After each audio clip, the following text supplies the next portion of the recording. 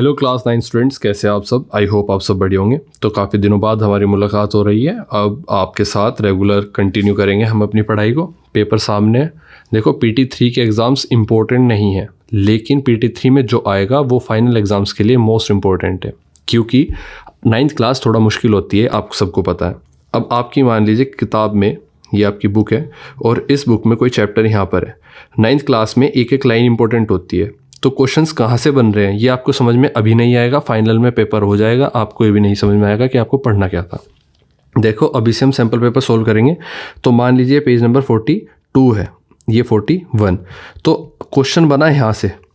जैसे ही क्वेश्चन बनेगा यहाँ से, तो मैं आपको इस तरह से पेपर सोल्व कराऊंगा। जो इंपॉर्टेंट क्वेश्चंस होंगे, जो बिल्कुल NCERT से बन रहे हैं, उसका पेज नंबर भी बताऊंगा कि ये यहाँ से बना है क्वेश्चन। फिर आप उसको इम्पोर्टेंट पेज पर मार्क करके वो अलग से पढ़ लेना, जिससे आपकी एक एबिलिटी तैयार होगी अपनी बुक को पढ़ने की।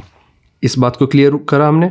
इसके बाद PT3 के जो एग्ज़ाम्स हैं, इसके लिए आपको ज़्यादा टाइम लास्ट में नहीं देना। आप थोड़ा अभी से प्रिपेयर हो जाओ। मोस्ट इंपॉर्टेंट क्वेश्चंस हम अपने सैम्पल पेपर के थ्रू और प्रीवियस ईयर पेपर के through, previous year question paper के थ्रू कर लेंगे, जिससे कि हमारा लास्ट में ज़्यादा बर्डन ना आए सिर पर, और हम अपनी कंटिन्यू फाइनल करते रहे, अपनी तैयारी कंटिन्यू करते रहे फाइनल एग्ज़ाम्स के लिए। ठीक है, आइए बिना टाइम वेस्ट किए शुरू करते हैं अपना क्लास 9th का सोशल साइंस का सैम्पल पेपर, जो कि टेक्स्ट 3 के लिए बना है PMC केंद्रीय विद्यालय में।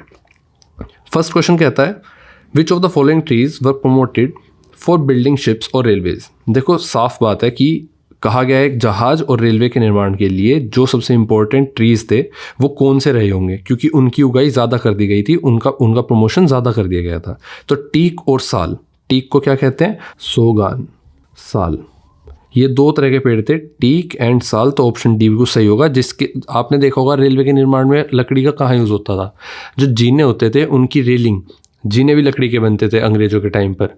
और आपने देखा होगा जितनी रेलवे लाइन बिछी होती है, उसके नीचे जो पटरी के नीचे एक सिल्ली टाइप होता है, वो पहले लकड़ी का हुआ करता था। तो उसके लिए भी टीक और साल के पेड़।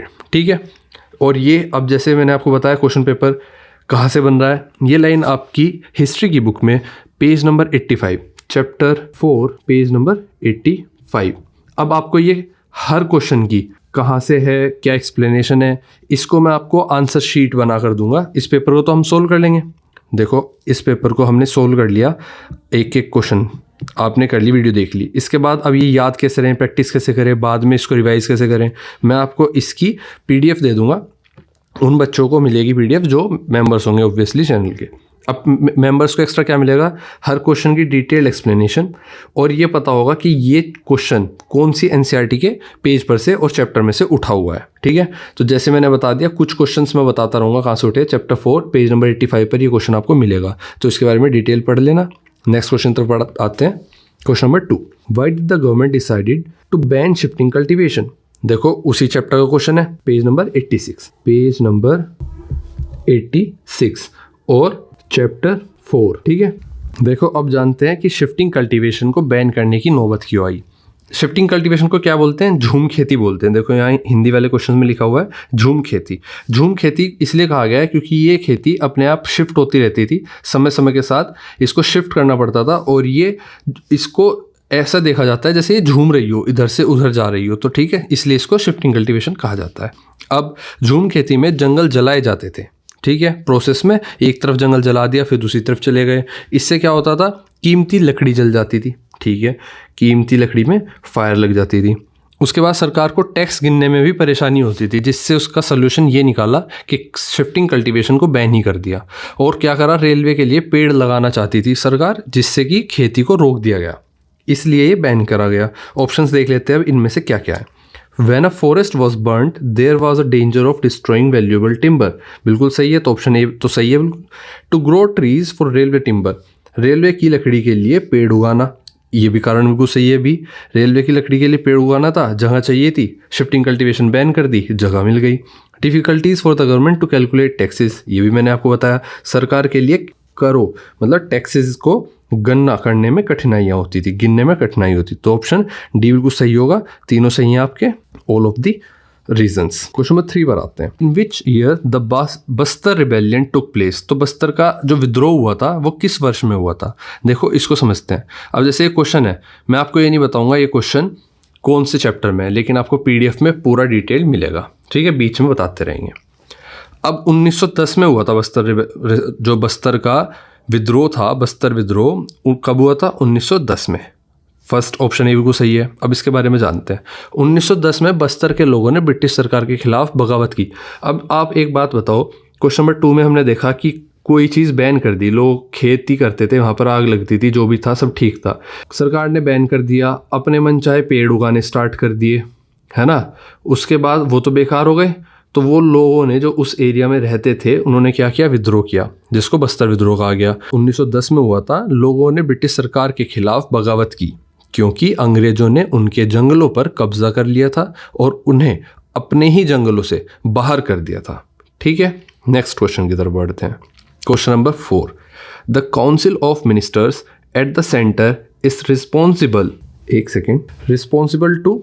तो क्वेश्चन में पूछा गया है कि केंद्र में मंत्री परिषद किसके लिए उत्तरदायी है? देखो सिंपल क्वेश्चन है, काउंसिल ऑफ मिनिस्टर समझते हैं, और ये सेंटर क्या है? देखो सरकार दो तरह से होती है। एक देश, ये हमारा देश है, ठीक है, इसमें एक सरकार होगी जिसका कनेक्शन पूरे इंडिया पर होगा, राज कर सकते हैं, ठीक है। राज एक तरह से पूरी सरकार कंट्रोल करेगी पूरे देश को। लेकिन अब ये पूरे देश को कंट्रोल कैसे करे? तो सरकार, हमारे कॉन्स्टिट्यूशन क्या अलाउ करता है, जो अलग अलग स्टेट्स हैं इन सब में अलग गवर्नमेंट बना दी गई, ये अलग, ये अलग, ये अलग, ये अलग, और इन सब के ऊपर एक और गवर्नमेंट है, सेंट्रल गवर्नमेंट, ठीक है, जो इन सबको कंट्रोल करती है। तो ये जो सेंट्रल गवर्नमेंट है इसके अंदर मिनिस्टर्स इलेक्ट होके जाते हैं, ठीक है, इलेक्शन होके मिनिस्टर्स जाते हैं। तो उन मिनिस्टर्स की जो काउंसिल बनती है जिसमें वो सब मिनिस्टर्स होते हैं सामने, वो किसके प्रति उत्तरदायी होते हैं? मतलब अगर उन्होंने कुछ किया नहीं किया तो किसको जवाब देना पड़ेगा, कौन सी सभा को जवाब देना पड़ेगा, या किस इंसान को जवाब देना पड़ेगा? आइए देखते हैं। ऑप्शंस आपके सामने है।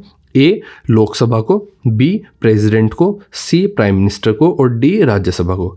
देखो इन मिनिस्ट्री जो एक वो है आपके मिनिस्टर्स हैं, सेंट्रल मिनिस्टर्स, इनके हेड कौन होते हैं? प्राइम मिनिस्टर, ठीक है। और प्रेसिडेंट आपके देश के सबसे प्रथम नागरिक हैं। राज्यसभा में कौन होता है? विधानसभा। राज्यसभा में जो आपके विधायक स्टेट से चुन के जाते हैं वो राज्यसभा के प्रति उत्तरदायी होते हैं। लेकिन लोकसभा के प्रति आपके सेंट्रल मिनिस्टर्स, तो सेंटर मिनिस्टर्स ही पूछे गए हैं। Council of ministers at the centre किसके प्रति उत्तरदायी है? लोकसभा के। तो ऑप्शन ए बिल्कुल सही होगा। क्वेश्चन ए आपका सही होगा। क्वेश्चन नंबर नेक्स्ट 5th पर आते हैं। What is the government formed by N alliance of 2 और मोर पॉलिटिकल पार्टीज। अब अगर एक से ज़्यादा पॉलिटिकल पार्टी मिलकर सरकार बनाते हैं तो उसको क्या कहते हैं? गठबंधन की सरकार। तो ऑप्शन ए कोलिजन गवर्नमेंट बिल्कुल सही होगा। ऑप्शन ए कोलिजन गवर्नमेंट, ठीक है। नेक्स्ट क्वेश्चन पर आते हैं। 6th, Saudi Arabia is ruled by. देखो सऊदी अरेबिया में किस तरह का शासन है ये आपको बताना है। ऑप्शन में आपको दिया गया democracy, dictatorship, federal government and monarchy.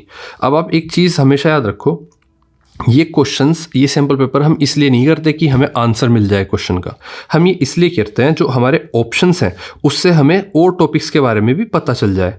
जैसे आपको डेमोक्रेसी आंसर मैं दे दूँ, अभी डिक्टेटरशिप दे दूँ, आप आगे बढ़ जाएंगे, मैं भी आगे बढ़ जाऊँगा। पेपर में इस तरह से ना आया क्वेश्चन, कुछ और आ गया तो आप कंफ्यूज हो जाओगे। अभी हमें क्या करना होगा, इन चारों ऑप्शंस को समझना होगा जिससे हम इन चारों पर आए क्वेश्चन सोल्व कर सकें, ठीक है। इसलिए मॉक टेस्ट होता है या इसलिए सैम्पल पेपर्स होते हैं। तो अब मोनार्की को समझते हैं। मोनार्की होती है जहाँ पर राजा का शासन हो, राजा, अब इनका बेटा राजा बनेगा, ठीक है। अब परिवार शैली जो चलती है, ठीक है, ये हो गया आपका मोनार्की। फेडरल गवर्नमेंट होती है जो 2 सरकारें मिलकर एक साथ चलती हैं, ठीक है, एक साथ देश को चलाती है। जैसे सेंटर में अलग गवर्नमेंट और स्टेट में अलग गवर्नमेंट है। इंडिया में क्या है, फेडरल भी है, यूनिटरी भी है। तो इंडिया का एक एक्सेप्शन केस है, लेकिन अमेरिका में फेडरल गवर्नमेंट है, ठीक है। डिक्टेटरशिप होती है तानाशाही, जहाँ पर एक ही शासक है, वो ही रूल बनाएगा, वो ही रूल तोड़ेगा, उसको कोई नहीं रोक सकता, कोई रूल रेगुलेशंस काम नहीं करते उसके ऊपर, उसकी मर्जी, जैसे वो चाहे वैसा कर सकता है। और डेमोक्रेसी होती है लोकतंत्र की सरकार, जहाँ पर लोग अब स्वेच्छा से अपना नेता चुनते हैं, लोग ही, पब्लिक ही ये तय करती है रूल्स क्या होंगे, फिर उन रूल्स को मानती है और रूल्स के अंडर ही पूरा देश चलता है। ठीक है, तो ये डेमोक्रेसी हो गई। अब सऊदी अरब में क्या है, राजशासन। राजशासन क्या है, राजशाही मोनार्की। तो ऑप्शन डी बिल्कुल सही होगा। ठीक है, इस तरह से हमने ईजिली समझ लिया। क्वेश्चन नंबर 7 पर, अच्छा मैं एक और चीज़ बता दूँ आपको, जो आपको पीडीएफ मिलेगी उसमें सिर्फ ये क्वेश्चंस नहीं ये क्वेश्चंस तो मिलेंगे ही, डिटेल्ड आंसर्स। जो लास्ट में आपका मैप वाला पार्ट आएगा वो प्रॉपर मैप के साथ दिया जाएगा आपको। ठीक है, आंसर सब होंगे, इस तरह से आपको दिया जाएगा। नेक्स्ट क्वेश्चन पर आते हैं, क्वेश्चन नंबर 7 पर। What is the foundation of any democracy? मैंने अभी बताया आपको। Option A, right to freedom, जीने का अधिकार, rule of law, right of vote और फंडामेंटल राइट्स। तो देखो, जो सरकार रूल से चलती है और रूल पब्लिक के द्वारा बनाए जाते हैं, जैसे हमारा कॉन्स्टिट्यूशन से हमारा देश चलता है, तो ये क्या है, डेमोक्रेसी। तो ऑप्शन फाउंडेशन क्या होगी डेमोक्रेसी की, आपकी rule of law. Option B, कानून का शासन। क्वेश्चन नंबर 8 पर आते हैं। क्वेश्चन नंबर 8 कह रहा है, cultural and educational rights are safeguarded mainly for. तो सांस्कृतिक, कल्चरल और शैक्षणिक, एजुकेशनल जो अधिकार होते हैं किसी के, वो किसके लिए सुरक्षित करे, मुख्यतः मतलब मेनली किसके लिए बचाए जाते हैं? तो विमेन के लिए बचाए जाते हैं, माइनॉरिटीज़ के लिए बचाए जाते हैं, चिल्ड्रन के लिए, मेजॉरिटी के लिए। देखो, माइनॉरिटीज़ जो है देश में, उनके लिए बचाए जाते हैं मेनली, क्योंकि इनको काफ़ी समय से ना ही सांस्कृतिक और ना ही शैक्षणिक अधिकार मिले थे। तो हमारा कॉन्स्टिट्यूशन इस तरह से डिसाइड वो बना हुआ है कि इनको थोड़ा ज़्यादा प्रोत्साहन मिले, ये भी समाज में उतना उठ सकें जितना और लोग उठ चुके हैं। ठीक है, मानसिक से भी और शारीरिक तौर पर भी। ठीक है, तो आपका ऑप्शन भी बिल्कुल सही हो जाएगा। और इस तरह का क्वेश्चन, जैसे ये क्वेश्चन है चैप्टर 5 पेज नंबर 84 पर, इस पूरे एक तरह से पैराग्राफ में ये पूरा एक्सप्लेन किया गया है। ठीक है, आप वहाँ से पढ़ सकते हो। और इस तरह से हर क्वेश्चन कहाँ से बना है ये मैं आपको पीडीएफ में प्रोवाइड कराऊंगा। क्वेश्चन नंबर 9 पर आते हैं। विच of the following statement is not true? इनमें से कौन सा स्टेटमेंट ट्रू नहीं है? आइए देखते हैं। Option A, the legislature implement the laws. B, the judiciary safeguards the law. C, the political executives are more powerful than the permanent executives. And D, the permanent executives comprises the civil servant. देखो, कहा गया है कि पहला जो legislature मतलब विधायकी, जो राज्यसभा में विधायक चुनकर हम अपने MLAs को चुनकर भेजते हैं, वो एक ग्रुप, जब उनका मिनिस्टर वो बनती है, काउंसिल बनती है, उसको बोलते हैं विधायकी। तो विधायकी, और वो विधायकी क्या करती है, कानून बनाती है ना भाई। लोकसभा में, राज्यसभा में मिनिस्टर्स ने मिलकर कोई कानून बनाया, लेकिन उसको इम्प्लीमेंट नहीं करती। तो ऑप्शन ए गलत हो जाएगा। ठीक है, ये गलत है। जुडिशरी, सही बात है, हमारे जजेस हैं, लॉ जुडिशरी है, वो सेफ गार्ड, लॉ को बचाने का काम करती है, कोई कानून ना तोड़े। पॉलिटिकल एग्जीक्यूटिव्स जो हैं वो ज़्यादा पावरफुल होते हैं परमानेंट एग्जीक्यूटिव्स के। जैसे आपने देखा होगा, आपके शहर में नेता के पास थोड़ी ज़्यादा पावर होती है बजाय आपके परमानेंट अधिकारीज के। ठीक है, डी कहता है the permanent executives comprises the civil servant. जो स्थायी अधिकारी होते हैं, कोई भी स्थायी अधिकारी गवर्नमेंट में, वो सिविल सेवक शामिल होते हैं एज अ सिविल सेवक, मतलब सिविल सर्विस, मतलब वो समाज की सेवा करने के लिए बनते हैं। तो आपका ये सब सही है, बिल्कुल सही है।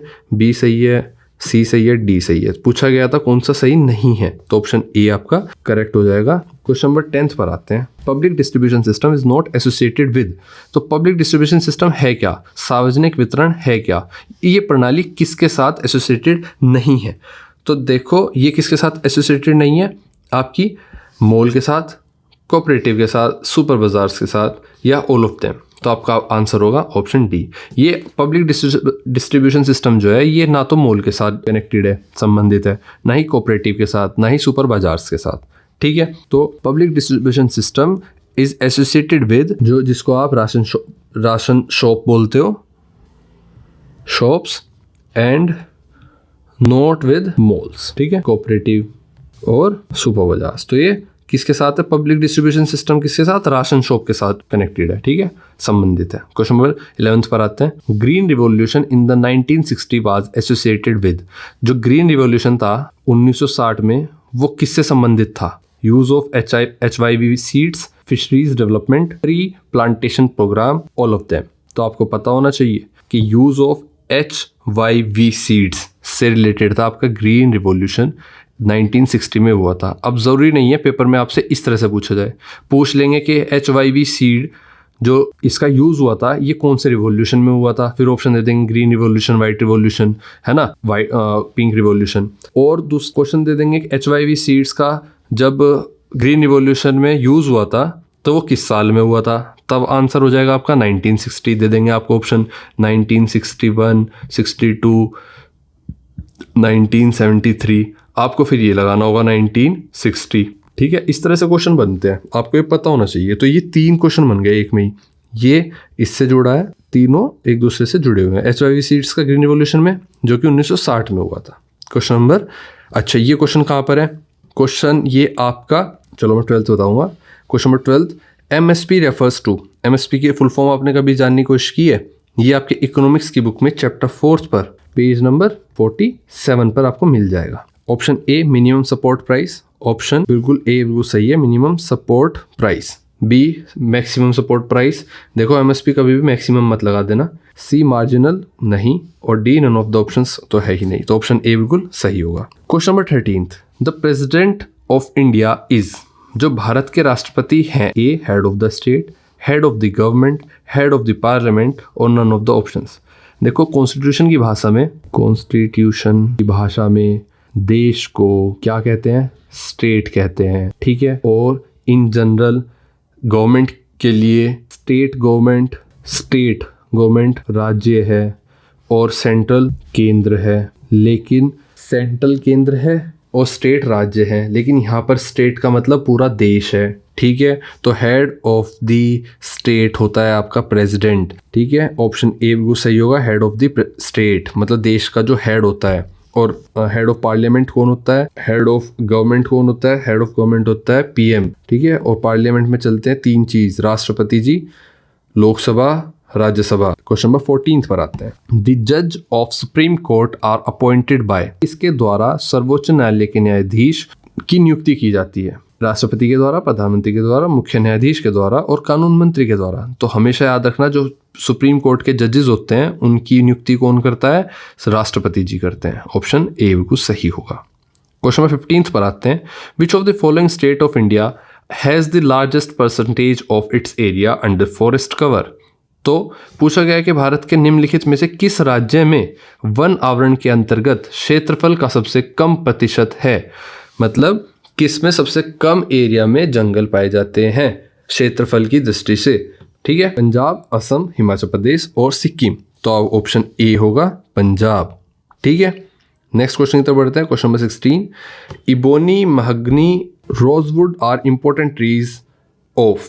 तो इबोनी और हो सकता है मेरी प्रोनाउंसिएशन गलत हो, लेकिन इसको प्रोनाउंस कुछ इस तरह से ही करते हैं, महोगनी, इबोनी और रोजवुड, ये इंपॉर्टेंट ट्रीज हैं किसके, ट्रॉपिकल एवरग्रीन फॉरेस्ट के, ट्रॉपिकल डेसिडियस फॉरेस्ट के, मैंग्रोव फॉरेस्ट के और माउंटेन फॉरेस्ट के। तो देखो आपको ट्रॉपिकल एवरग्रीन फॉरेस्ट के ये बहुत ही ज़्यादा इंपॉर्टेंट पेड़ है। कैसे, अब ट्रॉपिकल एवरग्रीन फॉरेस्ट वो होते हैं जो एवरग्रीन मतलब हमेशा ग्रीन रहते हैं, ठीक है, जो हमेशा गर्म रहते हैं, हमेशा हरे भरे रहते हैं, जहाँ पर किसी चीज़ की कमी नहीं होती, पानी की, हवा की, मौसम बिल्कुल सही। तो ये वन गर्म और बारिश वाले इलाकों में पाए जाते हैं जहाँ पेड़ पूरे साल हरे रहते हैं, ठीक है। उष्ण कटिबंधीय सदाबहार वन कहलाते हैं ये। ऑप्शन ए बिल्कुल सही है आपका, ठीक है। नेक्स्ट क्वेश्चन नंबर 17 पर आते हैं, mango showers occur in which one of the following group of state. तो आम की वर्षा निम्नलिखित में से किस राज्य समूह में होती है।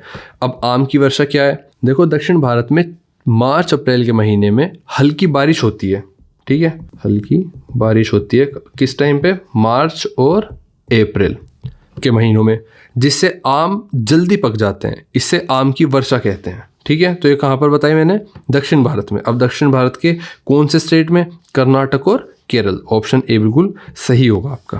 क्वेश्चन नंबर 18 पर आते हैं। 18 क्वेश्चन कहता है, आपके सामने असर्शन मतलब स्टेटमेंट है और रीज़न है, बताना है कि स्टेटमेंट सही है या नहीं। अगर सही है तो क्या इसका ये कारण है, और अगर नहीं है, इसका ये कारण नहीं है, तो क्या ये अपने आप में सही बात लिखी है, लेकिन कारण गलत हो सकता है, तो आइए देखते हैं।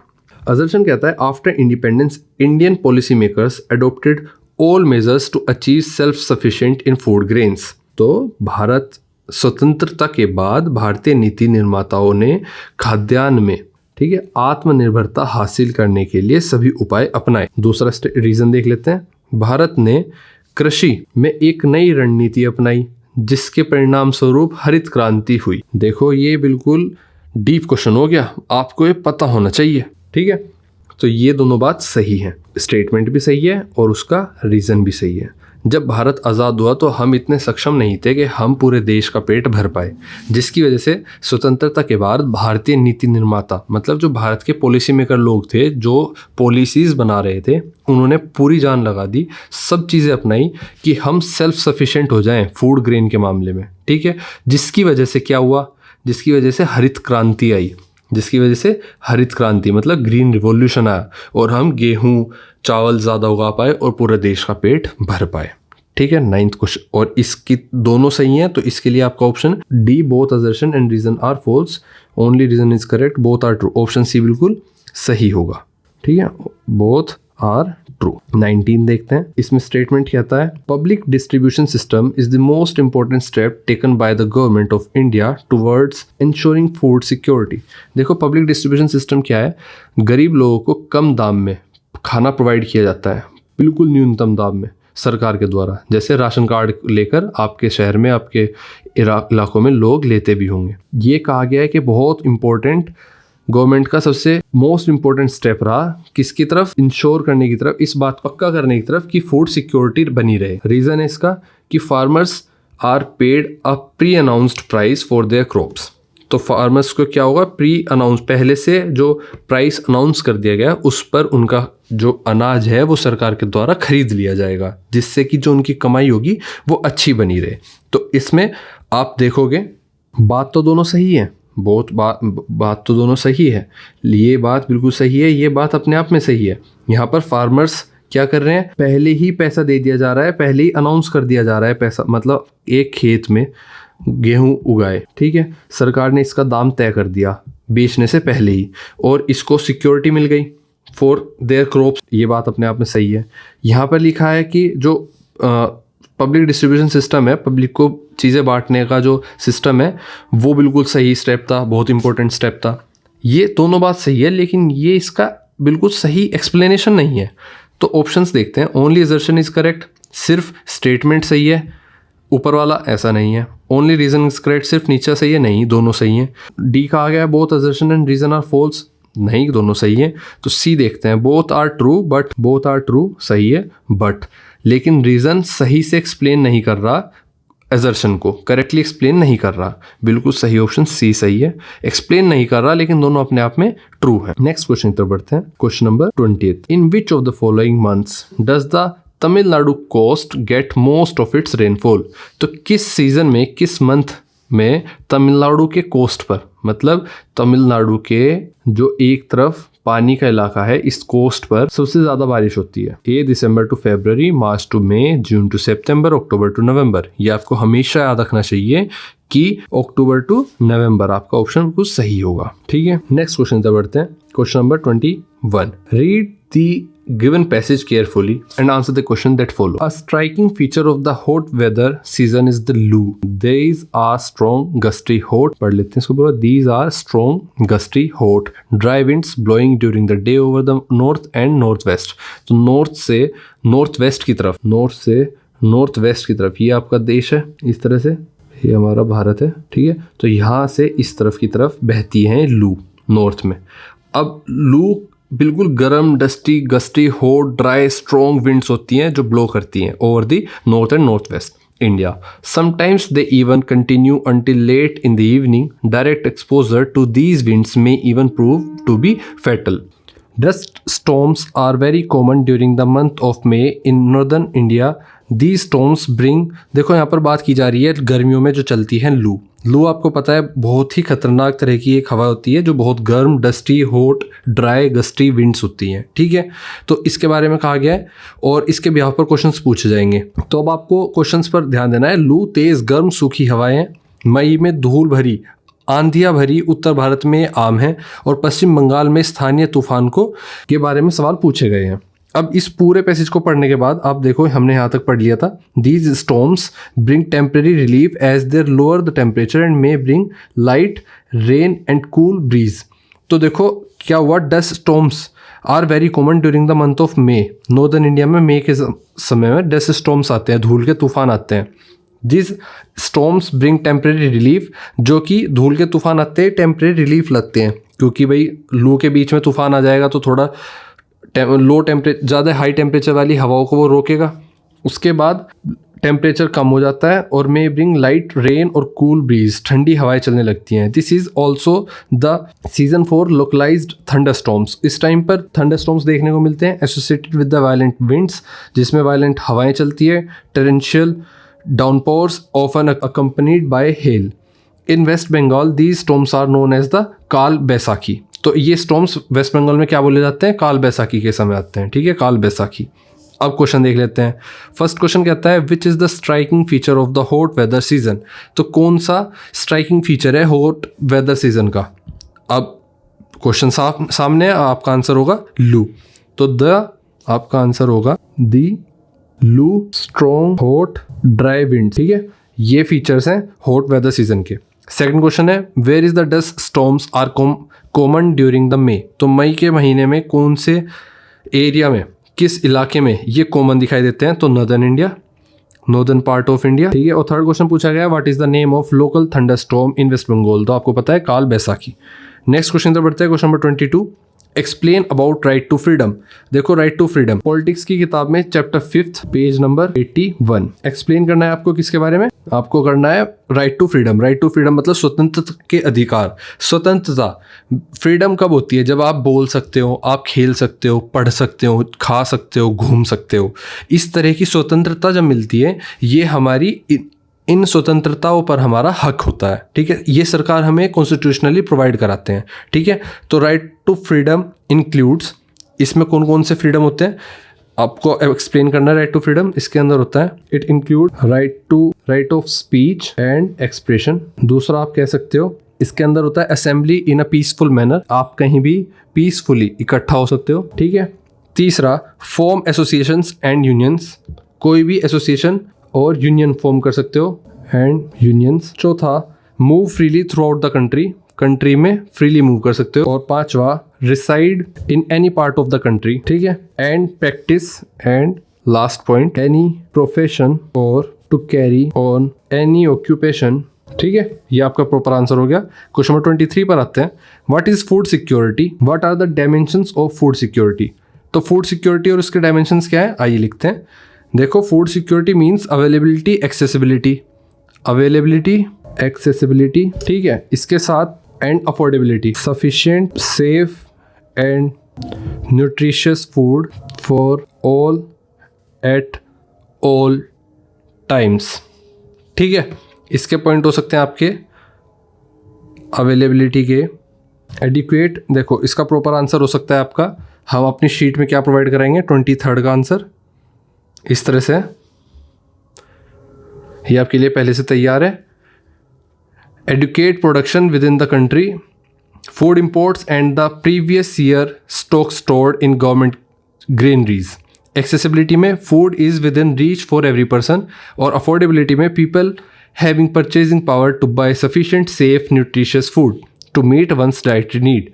ठीक है, ये आपका प्रॉपर आंसर हो जाएगा। 24th पर आते हैं। 24th कहता है explain how forest laws affected the lives of common people in colonial period. तो जो कॉलोनियल पीरियड उसको कहा जाता है जब अंग्रेज़ों ने हमारे ऊपर राज किया, क्योंकि उन्होंने कॉलोनीज बना दी थी। तो कॉमन पीपल के ऊपर की लाइफ के ऊपर क्या अफेक्ट पड़ा था फॉरेस्ट लॉज का, तो जंगल के कानूनों ने उन लोगों के ऊपर क्या प्रभाव डाला था। तो लॉस ऑफ ट्रेडिशनल राइट्स, जो उनके ट्रेडिशनल राइट्स थे उनका दमन हो गया था। क्रिमिनलाइजेशन ऑफ प्रैक्टिसेस, जो वो प्रैक्टिस करते थे उनको क्रिमिनलाइजेशन मतलब उनको क्राइम घोषित कर दिया। अगर कोई कल्चर में कोई प्रैक्टिस करते आ रहे हैं, जैसे कभी किसी टाइम पर आग लगाना, किसी चीज़ को काटना, कहीं पर कोई डांस करना, तो उसको क्रिमिनलाइजेशन कर दिया था, उसका क्रिमिनलाइज कर दिया था। जैसे everyday activities like gathering forest products became illegal, forcing people to steal wood and face punishment from forest guards who often demanded bribes. Disruption कर दिया था लिवलीहुड्स का। जो लोग इधर से उधर ट्रैवल करते थे, नोमैडिक होते थे, पास्टोरल कम्युनिटीज़ होती थी whose lives depend on their herd and movement. कुछ लोगों के कबीले एक जगह से दूसरे जगह घूमते थे, बुलक कार्ट को लेके, है ना, जानवर को लेके अपने, वो एक जगह से दूसरी जगह ट्रैवल करते थे, इसी पर उनका व्यापार और सब कुछ निर्भर रहता था। लेकिन ये सब इलीगल कर दिया गया, डिसरप्शन आ गया लिवलीहुड्स में। तो ये आपका प्रॉपर 24th का आंसर हो जाएगा। क्वेश्चन नंबर 25 पर आते हैं। अच्छा, इसमें 2 पॉइंट्स और लिख सकते हो आप। फोर्स्ड इनटू न्यू वर्क, नए कामों में। जैसे आज के समय में सरकारी नौकरी का एक बहुत बड़ा जाल है। क्यों लोग सरकारी नौकरी में जाना चाहते हैं? क्योंकि फोर्सफुली पहले सरकारी नौकरी का लालच दिया गया, फिर कहा गया तुम्हें कुछ और करने की ज़रूरत नहीं है, एक परमानेंट इनकम मिलेगी, लेकिन उसमें ग्रोथ और स्किल खत्म हो जाती है ना। तो इस तरह से many including shifting cultivators whose practices were ban कर दी गई कल्टीवेशन की practice, were forced to migrate और फाइंड वर्क इन फैक्ट्रीज में काम दिया गया, माइंस में लगाया गया, प्लांटेशंस में लगाया गया, लो वेजेस कम रुपए दिए गए और पुअर कंडीशंस में उनसे काम कराया गया। इम्पैक्ट पड़ा किस पर? शिफ्टिंग कल्टिवेटर्स पर। जो लोग झूम खेती करते थे उन पर बहुत बड़ा इम्पैक्ट पड़ा। कैसे? Practice of shifting cultivation was ban कर दी गई। क्यों? क्योंकि काफ़ी सारे लोगों का घर और फोर्स करा गया उन्हें नई ऑक्यूपेशंस को अप्लाई करने के लिए।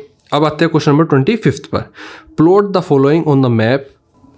जो दिया गया है वो आपको भारत के नक्शे पर दिखाना है। बस्तर दिखाना है, इंपीरियल फॉरेस्ट रिसर्च इंस्टीट्यूट दिखाना है, सुंदरबन दिखाना है, रेन ऑफ कच्छ और दुधवा, ये सब दिखाने हैं आपको। अच्छा, आपको PDF में मिलेंगे जिससे कि आप प्रैक्टिस कर पाओ। तो मैं 23 से बता देता हूँ, बाकी आपको PDF में मिल जाएगा। देखो, बस्तर यहाँ पर है आपका, सुंदरबन यहाँ पर है, डेल्टा यहाँ पर सुंदरबन डेल्टा है, दुधवा ये रहा आपका, इंपीरियल फॉरेस्ट रिसर्च इंस्टीट्यूट ये रहा, अरेबियन सी इस तरफ आता है इंडिया के, बे ऑफ बंगाल इस तरफ आता है, और ये आपका रन ऑफ कच्छ यहाँ पर है। ठीक है, तो इस तरह से आपने अपना पूरा पेपर सोल्व किया। आई होप आपको समझ में आया होगा और आप बेहतर परफॉर्म कर पाएंगे अपने पेपर में। इसी के साथ वीडियोस के साथ जुड़े रहिए, चैनल को सब्सक्राइब करिए और मिलते हैं आपसे आपकी क्लास के नेक्स्ट क्वेश्चन पेपर को सोल्व करते हुए। तब तक के लिए practice makes a man perfect और man makes practice again and again. Bye दोस्तों।